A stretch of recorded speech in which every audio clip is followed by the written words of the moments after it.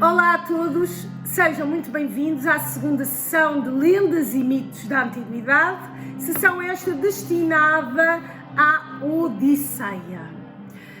Na primeira sessão tiveram a oportunidade de ouvir a Sofia de Portugal a falar-vos deste poema épico, que é um poema de tradição oral que era cantado ou contado pelo Aedo. O Aedo era o contador ou cantador de histórias que se fazia acompanhar pela cítara. E eu vou mostrar-vos a cítara, um instrumento musical. É este. E aqui também, agora, conseguem ver melhor.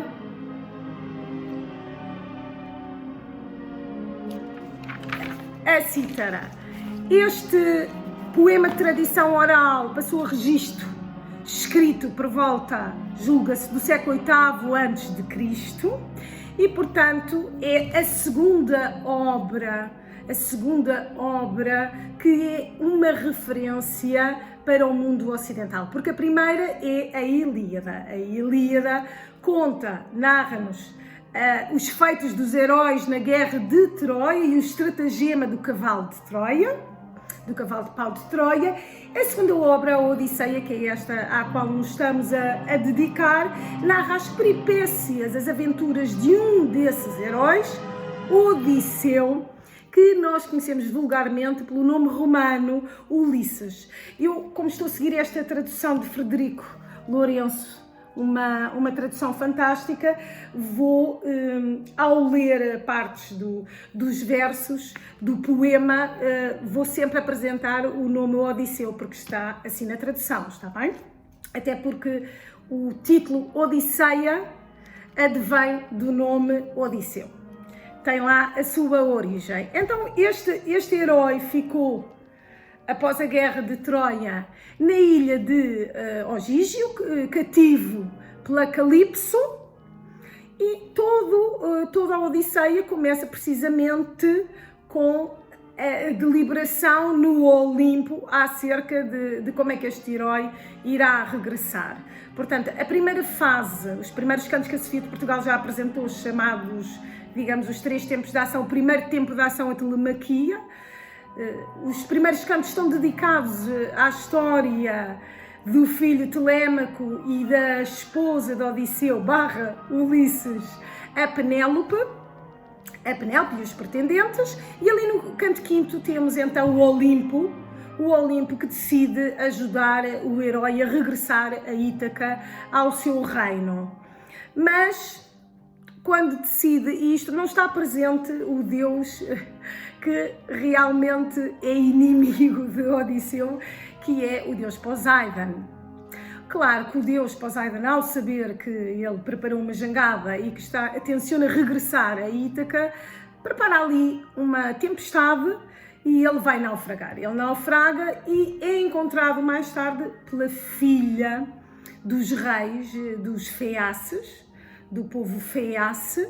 E porquê? Porque ela tem um sonho onde é inspirada, através do qual é inspirada pela grande deusa protetora de Odisseu / Ulisses, a grande protetora, que é a deusa Atena. E então ela vai encontrar o naufragado, o respectivo Odisseu, e isso acontece no canto 6. Ora bem, eu vou introduzir hoje o 7, o 8º, o 9º, o 10º, o 11º e o 12º cantos. Portanto, vou-vos falar destes, que já é toda uma outra peripécia, um conjunto de peripécias que o herói vai atravessar já no palácio dos reis da rainha Arete e do rei Alcino. E vamos ver como é que se vai desenvolver.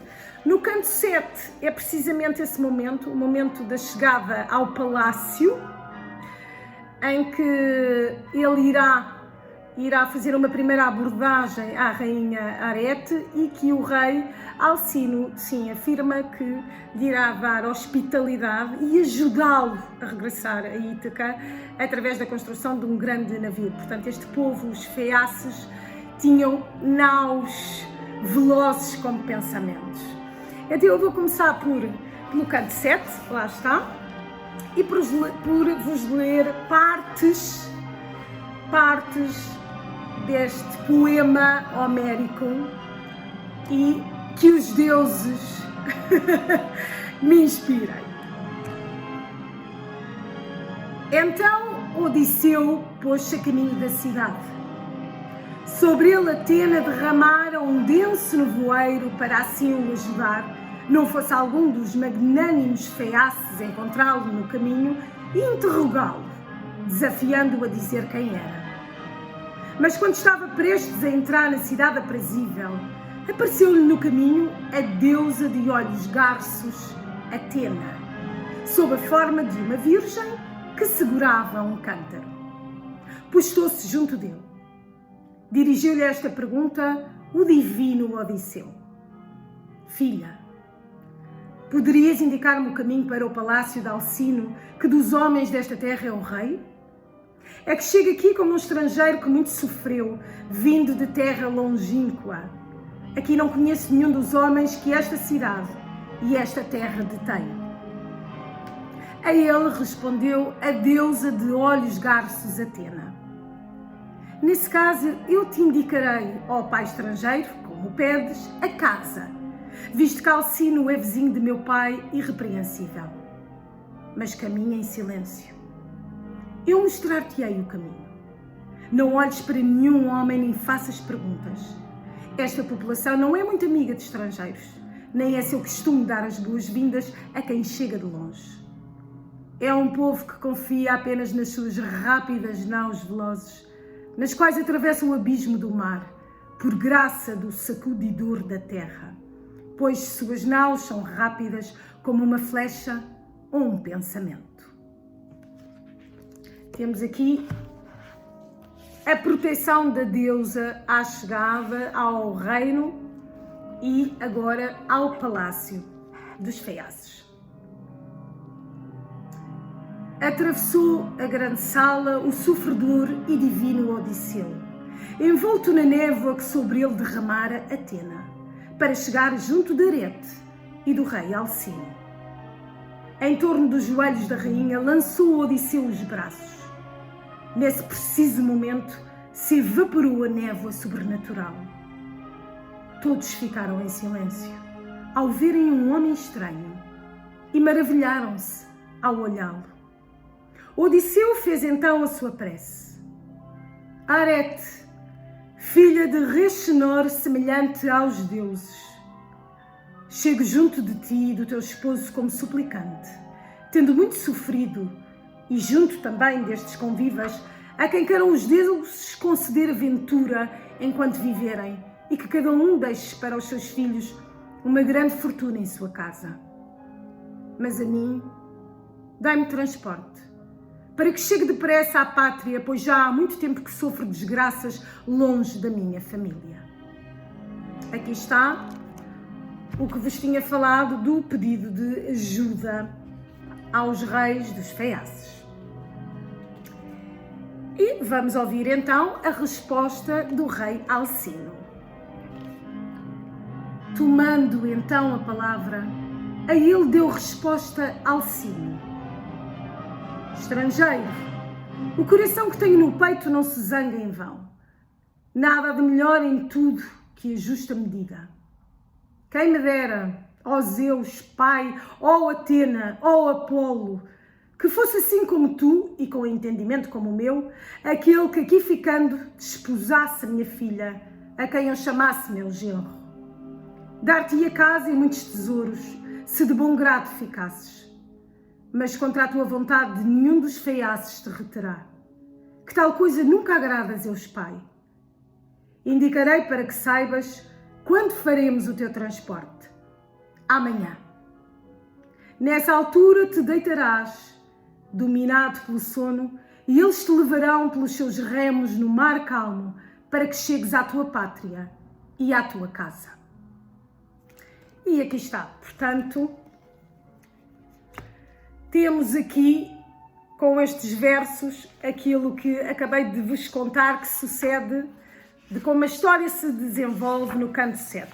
Chegando então ao canto 8, O canto 8 é o canto onde se prepara o navio para ajudar Odisseu a regressar a Ítaca, onde é dado um grande banquete em sua honra e onde o Aedo vai começar a contar as peripécias de Odisseu. Claro que ele, ao ouvir as peripécias, se vai emocionar. E isto faz com que o rei Alcino comece a desconfiar da própria identidade. Quem será aquele estrangeiro? Vamos ver então, aqui no grande poema homérico, esses versos preciosos, sim?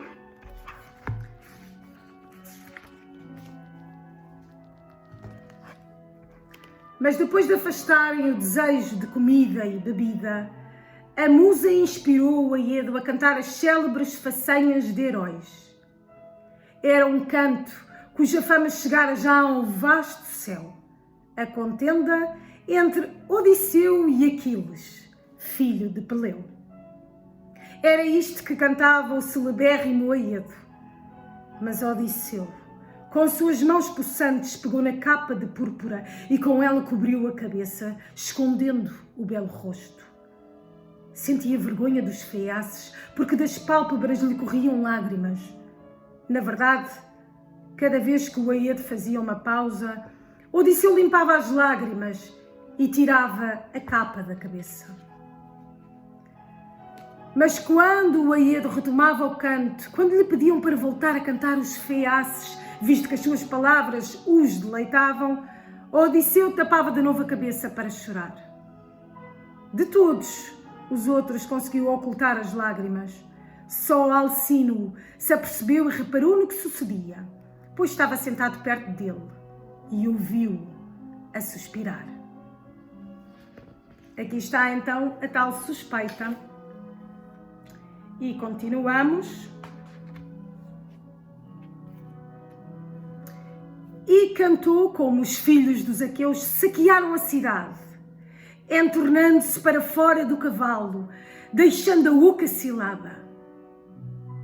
Foi este o canto do celebérrimo Aedo, mas Odisseu derretia-se a chorar. Das pálpebras as lágrimas umedeciam-lhe o rosto. Assim Odisseu deixava cair dos olhos um choro confrangedor.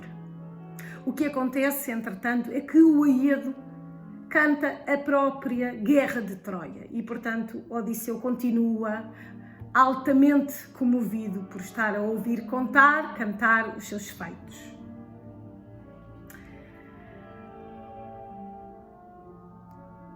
E agora, o que entende Alcino? De todos os outros conseguiu ocultar as lágrimas. Só Alcino se apercebeu e reparou no que sucedia, pois estava sentado perto dele e o viu a suspirar.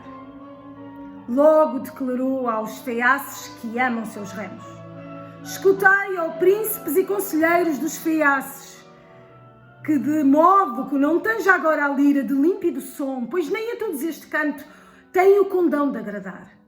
Desde que demos início ao banquete e o divino Aedo começou a cantar, desde então não parou de chorar e de se lamentar o estrangeiro. E agora Alcino dirige-se ao estrangeiro, Odisseu / Ulisses. Diz-me o nome pelo qual te tratam tua mãe e teu pai, assim como todos os que habitam perto da tua cidade. E diz-me qual é a tua terra, qual é a tua cidade, para que até lá as nossas naus te transportem, discernindo o percurso por si sós. Mas diz-me agora, tu, com verdade e sem rodeios, por onde vagueaste, a que terras de homens chegaste? E diz-me, por que choras e te lamentas no coração, quando ouves falar da desgraça? E aqui finalizamos este canto, o canto 8º, com o rei Alcino a querer saber a verdadeira identidade de Odisseu. E é isso que acontece no 9º canto. Portanto, no 9º canto, Odisseu resolve então revelar a sua identidade, sem saber que efeito é que isso terá, e depois iremos saber. E também começa, e aqui há um tempo diferente na narração, porque volta-se ao passado, começa a contar todas as peripécias e aventuras. No canto 9 especificamente, ele vai falar dos Cíconos, dos Lotófagos e do Cíclope.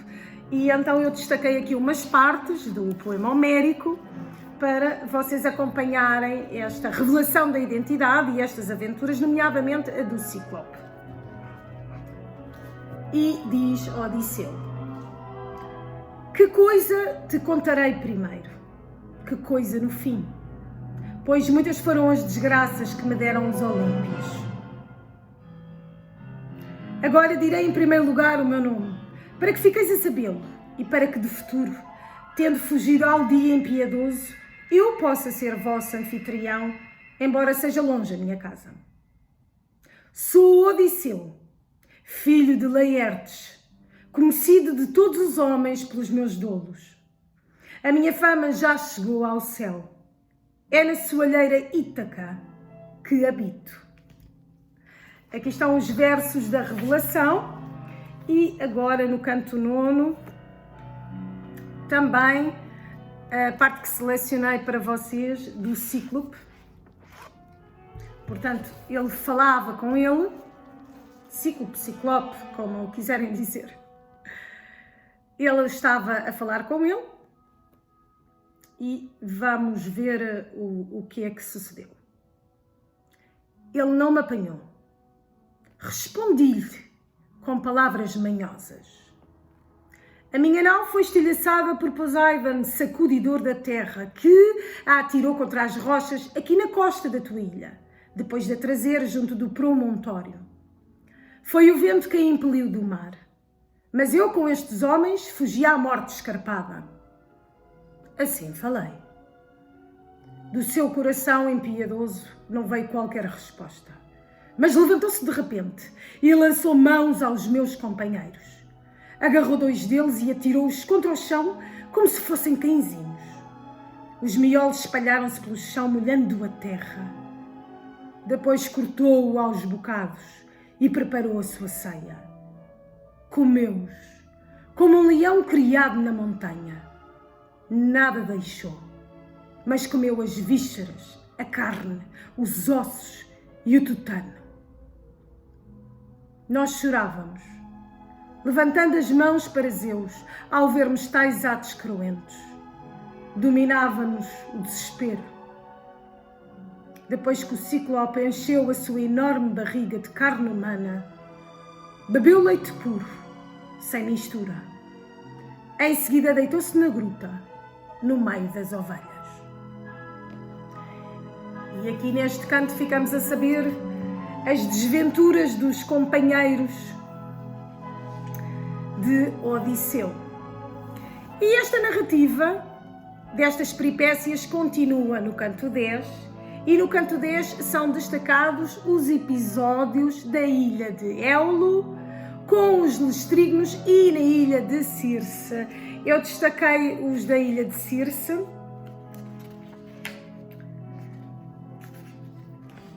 E vamos ver também o dos Lestrignos. Destaquei também aqui os de Lestrignos. Vamos ouvir as peripécias, como é que ele contou, o que é que aconteceu a si próprio e o que aconteceu aos seus companheiros de viagem. Agarrando um dos companheiros, dele fez a sua refeição. Mas os outros 2 fugiram em direção às naus. Pela cidade levantou Antífates um grito. E quando o ouviram, os corpulentos Lestrignos acorreram de todos os lados, aos milhares, não semelhantes a homens, mas a gigantes. Dos rochedos arremessaram contra nós pedregulhos enormes. Ouviam-se entre as naus barulhos horríveis de homens moribundos e de naus esmagadas. E arpoando os homens como peixes, os Lestrignos levaram para casa o seu repugnante jantar. Enquanto decorria a matança no porto d'água profunda, desembainhei a espada afiada que tinha junto à coxa e cortei as amarras da nau da proa escura. Logo dei ordem aos companheiros para que se lançassem aos remos, de modo que fugíssemos da desgraça. Todos agitaram o mar com seus remos, receando a morte. Fugiu, felizmente, a minha nau das rochas iminentes para o mar alto, mas as outras pereceram onde ficaram. Daí continuámos a navegar, de coração triste, aliviados por termos fugido à morte, tendo embora perdido os companheiros. Portanto, aqui vemos nestas narrativas que há muito sofrimento. Este herói, o herói dos 1000 artifícios, também é um herói sofredor. E destaquei aqui outras partes, agora na ilha de Circe. Na ilha de Circe. Vamos então escutar. Numa clareira do bosque encontraram o palácio de Circe, de pedra polida, num local de bela vista. Em redor estavam lobos da montanha e leões que ela enfeitiçara com drogas malévolas. Porém os animais não atacaram os homens, mas puseram-se de pé, dando as boas-vindas, as longas caudas abanando. Esta é a chegada à recepção dos companheiros à ilha de Circe. Destacaram à porta da deusa de belas tranças e ouviram de dentro Circe a cantar com voz melodiosa, enquanto se dedicava à trama imperecível da sua tecelagem, subtil, graciosa e brilhante, como são as tapeçarias das deusas. Entre eles falou então Polites, condutor de homens, que dos companheiros me era o mais caro e mais leal. Amigos, alguém lá dentro trabalha num grande tear, canta melodiosamente e todo o chão ressoa. É deusa ou mulher? Chamemos depressa por ela. Assim falou. E eles chamaram, elevando a voz. Ela saiu logo, abrindo as portas resplandecentes e convidou-os a entrar. E eles, enchentes, entraram todos. Só Euríloco ficou para trás, desconfiando de algum louco.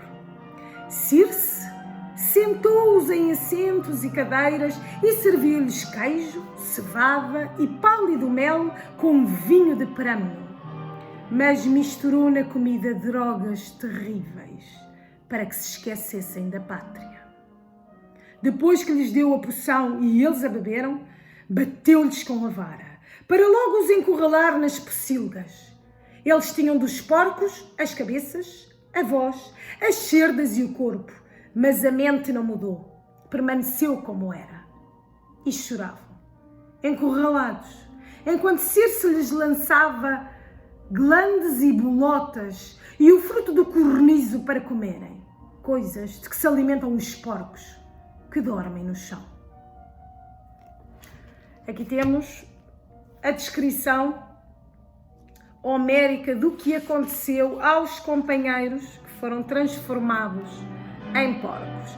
E, entretanto, o Odisseu, que não estava entre estes companheiros, vamos ver o aviso que ele irá receber estando aqui nesta ilha e que irá influenciar os próximos cantos. Quando entre os sagrados arvoredos estava prestes a chegar ao grande palácio de Circe das muitas poções mágicas, veio ao meu encontro Hermes da vara dourada. Apertando-me a mão, dirigiu-me a palavra e tratou-me pelo nome. Aonde, ó infeliz, vais tu desta vez sozinho por estes montes sem conheceres o lugar? Os teus companheiros em casa de Circe estão encurralados como porcos, em pocilgas escondidas. Será que vieste para os soltar?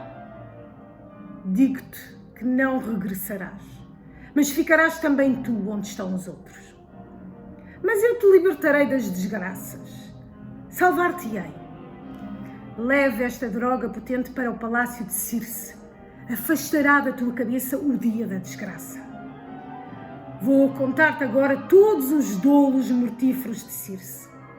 Irá preparar para ti uma poção e porá drogas na comida, mas não será capaz de te enfeitiçar, pois a droga que te darei não o permitirá.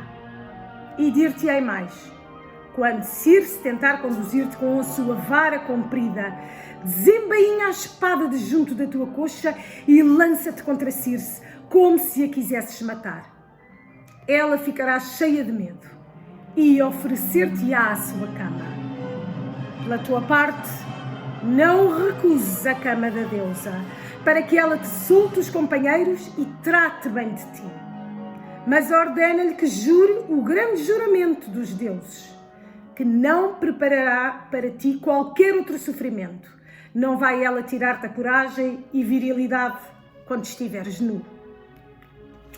E assim temos aqui o grande aviso de Hermes sobre como ele deverá proceder com Circe, e é o que acontece. É o que acontece, ele consegue libertar os seus companheiros e Circe faz o juramento e vai protegê-lo e até funcionar como um oráculo para as próximas aventuras, que são do canto 10, do canto 11, do canto 11, do canto 11. Circe aconselha-o também, que é o que acontece.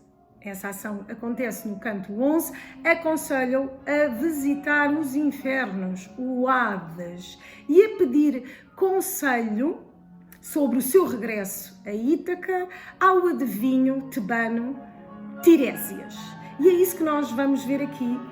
Vamos ver aqui no 11º canto, que é essa invocação que ele fez para estar a comunicar nos infernos, no Hades, e local onde encontrou não só o adivinho, mas também vários heróis da Ilíada, vários heróis que estiveram na guerra de Troia, e também a sua mãe. Portanto, ele consegue de facto falar com todos estes personagens. Então vamos ver a parte que selecionei para vocês escutarem, que é de uma beleza impressionante. Veio então a alma do tebano Tiresias, segurando um cetro de ouro. Reconheceu-me e disse: Filho de Laertes, criado por Zeus, ó Odisseu de Milardis, porque aqui vens, ó desgraçado, tendo deixado a luz do sol para ver os mortos e o lugar isento de prazer. Mas afasta-te da vala, desvia a tua espada afiada para que eu beba o sangue e te diga a verdade. Portanto, esta vala onde estava o sangue correspondia à forma como Circe disse ao Odisseu que deveria invocar os infernos. Continuar. Assim falou, e eu retirei a espada encrustada de prata e meti-a na bainha.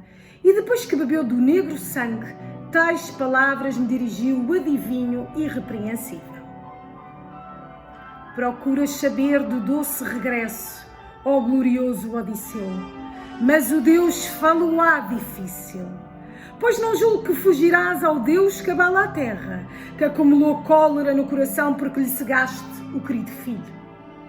Ainda assim podereis regressar, embora muitos males sofrendo, se refriares o teu espírito e o dos companheiros quando pela primeira vez fundeares a nau bem construída na ilha de Trinácia, fugindo ao mar cor de violeta, e encontrares a pastar os bois e as robustas ovelhas do sol, que tudo vê e tudo ouve.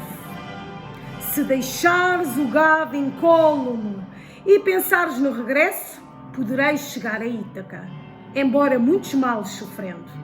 Mas se lhe fizerdes mal, então prevejo a desgraça, tanto para a nau como para os companheiros. E se tu próprio escapares, regressarás tarde, tendo perdido todos os companheiros na nau de outrem. E sofrimentos encontrarás em casa, homens arrogantes cujos bens te devoram, fazendo a corte à tua esposa divina e oferecendo presentes. Mas, na verdade, vingar-te-ás da sua violência ao chegares. Porém, quando no teu palácio tiveres matado os pretendentes, que por dolo ou às claras com o bronze afiado, deverás partir com um remo de bom manejo, até que chegues junto daqueles que o mar não conhecem. Homens que na comida não misturam o sal, nem conhecem as naus de rebordos vermelhos, nem os remos de bom manejo, que às naus dão asas. E dar-te-ei um sinal claro que não te escapará. Quando o outro viandante te encontrar e te disser que ao belo ombro levas uma pá de joeirar, então deverás fixar no chão o remo de bom manejo, oferecendo belos sacrifícios ao soberano Poseidon, um carneiro, um touro, um javali que acasalou com porcas.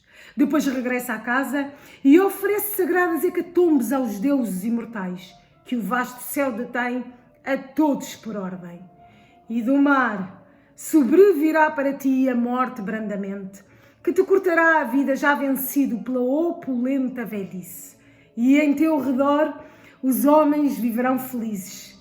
É esta a verdade que te digo. Bom, e temos aqui o adivinho Tiresias, um grande oráculo, e será que é isto que vai acontecer a Odisseu? Portanto, ele avisa em relação ao gado do Deus Sol, ele avisa que ele não deverá, os seus companheiros não deverão comer o gado, e ele avisa que isso pode trazer mais desgraça. Fala também nos pretendentes e Penélope.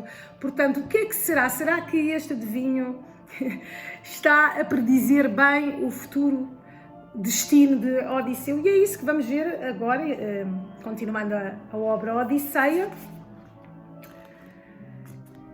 E antes de vermos essa parte, porque isso será no canto 12º, vou só destacar aqui, porque não posso deixar de destacar, porque é o encontro com a sua mãe, no Hades. Antes de partirmos então para perceber se o adivinho conseguiu ou não profetizar bem. Vamos então aqui ao encontro com a mãe, ainda no canto 11º, está bem? Nos infernos. Minha mãe, foi a necessidade que me trouxe ao Hades, para interrogar a alma do tebano Tiresias, pois ainda não cheguei perto da Caia, nem a minha terra pisei, mas tenho sempre vagueado em desespero, desde que fui com o divino Agamenon para Ilion de belos cavalos, para lutar contra os troianos. Mas diz-me agora tu com verdade e sem rodeios, como te venceu o destino da morte de prolongada tristeza? Foi longa a doença? Ou foi Artemis, a archeira, que te visitou e matou com suas setas brandas? Fala-me do meu pai e do meu filho que deixei. Assistem ainda aos direitos que eram meus? Ou detém-nos outro homem, por dizerem que não regressarei? Fala-me da intenção e do espírito da mulher que desposei, se permanece junto do filho e mantém tudo guardado, ou se já alguém a desposou, o melhor dos aqueus. Assim falei e logo respondeu a excelsa minha mãe. Na verdade, ela permanece de coração sofredor em teu palácio, e desesperadas se desgastam as noites, mas também os dias, enquanto chora. Os direitos que eram teus, nenhum homem detém, mas das propriedades trata agora Telêmaco, incontestado, e banqueteia-se nos festins, que a um legislador compete partilhar, pois todos o convidam. E teu pai permanece em seus campos, sem vir à cidade. Não possui colchões, nem lençóis, nem bons cobertores para a sua cama, mas fica no inverno onde dormem os escravos na casa, nas cinzas, junto ao fogo, e vicham as roupas que põe no corpo. Mas quando chega o verão e a abundante estação dos frutos, com folhas caídas, no terreno inclinado das suas vinhas, aí coloca por toda a parte a sua cama humilde. Jaz na sua dor e uma grande tristeza aumenta em seu espírito, enquanto anseia pelo teu regresso. Chegou a velhice difícil. Foi assim que eu pereci e enfrentei o meu destino. Não foi a archeira de vista arguta que no palácio me visitou e matou com as suas setas brandas, nem me assolou qualquer doença, das que muitas vezes tiram a vida aos membros com sofrimento desgastante. Mas foi a saudade de ti e dos teus conselhos, glorioso Odisseu, a saudade da tua brandura de coração. Foi a saudade de ti que me tirou a vida doce como o mel. E aqui neste 11º canto ficamos a saber como faleceu a sua mãe, de tristeza. Avancemos então para o 12º canto. O 12º canto, e é aqui que eu termino, que eu termino os meus cantos, a minha partilha da segunda sessão é no 12º e também termino eu e termina a narrativa de Odisseu. Portanto, há aqui uma coincidência. Odisseu também termina neste canto 12 a narrativa ao rei Alcino, não sabendo o que é que ele irá responder depois de lhe ter revelado a identidade. E então são destacados vários episódios, como o das sereias, de Sila e Caribdis e das tais vacas do sol. Portanto, tudo isto um pouco temas que foram abordados, principalmente as vacas do Deus Sol, temas que foram abordados ali pelo adivinho, o adivinho Tiresias. E então vamos lá ver como é que isto se desenvolveu. Vou-vos ler então o que escolhi, o que destaquei neste 12º canto para vosso deleite da poesia homérica.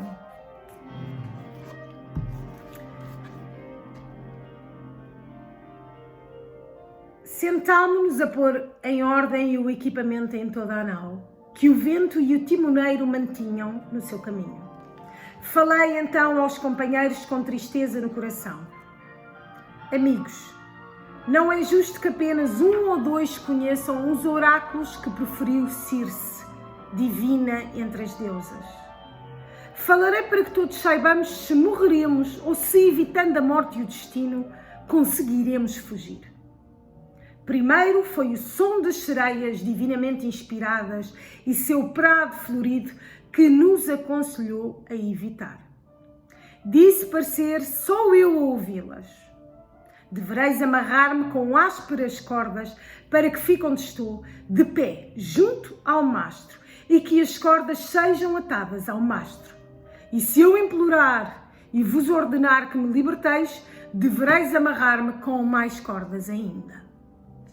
Ora bem, o que acontece é que também Circe, fazendo o seu juramento, profetizou um oráculo e avisou também Odisseu do perigo das sereias, que os seus companheiros não poderiam ouvi-las a cantar, mas que ele poderia amarrado.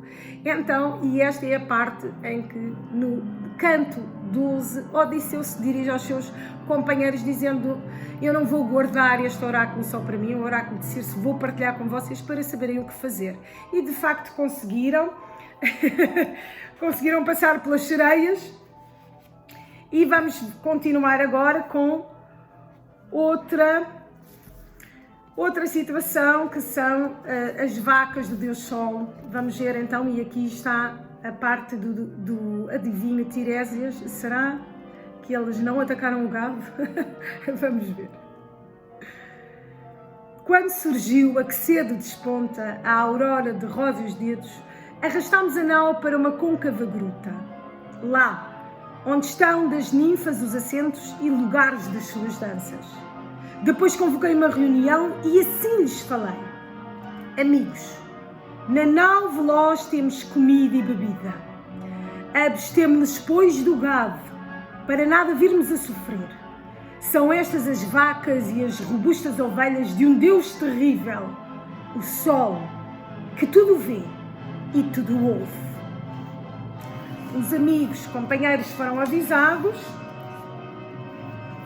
mas quando cheguei à nau e à orla do mar, repreendi-os um a um, mas remédio algum conseguimos encontrar. As vacas estavam já mortas. E foi isto que aconteceu. Portanto, o aviso que tinha sido dado pelo adivinho Tiresias não foi respeitado. Portanto, as desgraças iriam acontecer e aconteceram. Zeus trovejou e ao mesmo tempo atingiu a nau como um raio. Toda ela estremeceu, atingida pelo relâmpago de Zeus. Encheu-se de enxofre e da nau caíram os companheiros. Como corvos marinhos foram levados em redor da nau escura pelas ondas, e um Deus lhes retirou o regresso. Eu calcorreava o convés da naus, até que a ondulação soltou os flancos da quilha e as ondas a levaram, desfeita. O mastro foi arrancado da quilha, mas fora-lhe atada uma tira feita de pele de boi e com ela amarrei ambos, a quilha e o mastro, e sentado neles fui levado por ventos terríveis. Daí fui levado durante 9 dias. Quando veio a 10ª noite, os deuses trouxeram-me a Ogígia, onde vive Calipso, de belas tranças, deusa terrível de fala humana, que cuidou de mim e me amou. E já estava na fase final do canto 12, onde encerra a narrativa de todas as peripécias que Odisseu / Ulisses conta aos feaces, ao rei Alcino e à rainha Arete. Agora, cabe à Sofia de Portugal desenvolver o que aconteceu. Será que o rei Alcino, depois de ouvir todas estas peripécias e saber a identidade de Odisseu, vai, após estar ali a preparar aquele banquete com o Aedo a cantar e preparar um navio, vai ajudá-lo a regressar a Ítaca? Vamos ver então. Eu deixo-vos só com o arranquezinho do canto 13, que já irá ser desenvolvido pela Sofia de Portugal na 3ª sessão, mas deixo-vos aqui só para ficarem em suspenso e para ficarem com a curiosidade aguçada para saberem o desenrolar deste poema homérico. Assim falou, e todos ficaram em silêncio, como que enfeitiçados no palácio cheio de sombras.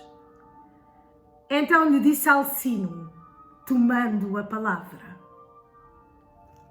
E esta parte agora não revelo, porque será a Sofia de Portugal a revelar na 3ª sessão. Espero que tenham gostado destas aventuras e desta fase da história da Odisseia, em que todas as suas experiências ligadas também à Ilíada são narradas e descritas. Encontramos-nos então na 4ª sessão e acompanhem a 3ª sessão para saber o que se vai desenvolver. Muito obrigada pela vossa presença e tudo de bom.